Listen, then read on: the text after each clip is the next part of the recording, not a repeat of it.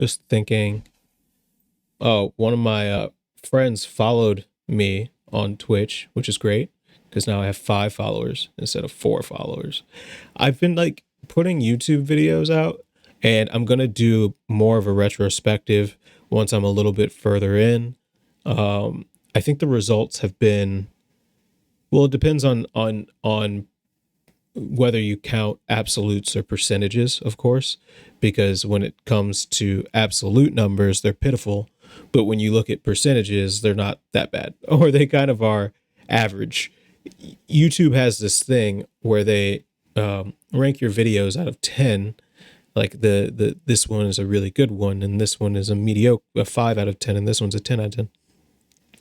And my videos that I've been releasing have all been 6s out of 10 because I think mine actually stops at 6 because either it doesn't have enough data or whatever. And I don't know. It's not necessarily that I'm chasing views. I think in a lot of ways, this stream will never be hyper popular given the super niche aspects of it. But also the fact that it's not really like a gaming stream. It's like a working stream. There's a lot of work that's happening while this stream is actually happening as well. And that's, that you could construe that as like a study with me or an ASMR or something like that.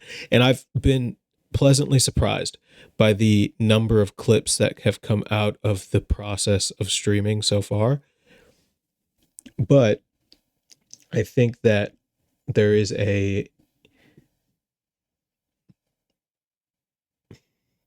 it's there. I've been taking notes about things that I think can make the process more engaging and more entertaining. But those are things that I find engaging and entertaining. So that's not what necessarily the general public finds engaging and or entertaining. So I think that there's a lot of room to grow in that category of figuring out what's engaging and entertaining.